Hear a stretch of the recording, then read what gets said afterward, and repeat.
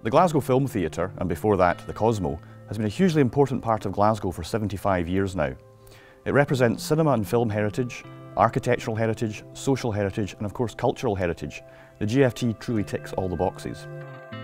Created by George Singleton, owner of a chain of Glasgow cinemas, and as a way to create a unique city centre cinema with a difference, the Cosmo was the first purpose-built art house cinema to open outside of London.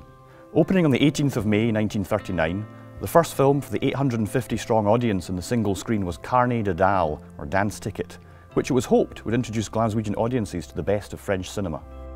When the Cosmo opened, films were programmed by Charles Oakley. Oakley is also credited with creating the character of Mr. Cosmo, based on Mr. Singleton, to represent and advertise the cinema. Other than the change of name and change of entrance doors and signage, outside the GFT is very similar to how it looked in its Cosmo days, but inside the changes have been much more dramatic. Climbing the stairs from the main foyer brings you out into what is now Screen 1. This is what was once just the balcony of the large single-screen cinema. Look up in Screen 1. The large circular light fitting is now known as Mr. Cosmo's bowler hat. This cinema has always been at the forefront of technological advancement. In 1953, it became the first Glasgow cinema to show a television performance when the Queen's coronation was streamed live onto the big screen. GFT's just always had a really can-do attitude. We're really great and we love being first at things. So in 2000 we were the first cinema in the UK to screen a digital film digitally, and that was with Glasgow filmmaker May Miles Thomas's One Life Stand. We beat Toy Story 2 in London's West End by 24 hours. We were the first to introduce audio description in Scotland and real pioneers across the UK in that.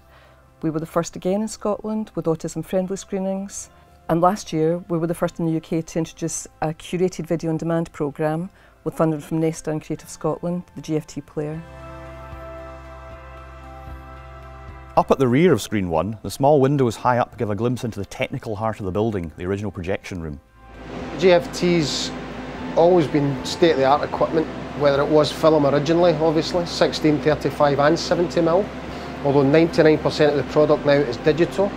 But we are still one of two, I believe, cinemas left in Scotland who can still show 35 and 70, and we still do on a regular basis. In 1974, the Cosmo was bought by the Scottish Film Council and the interior was dramatically remodelled.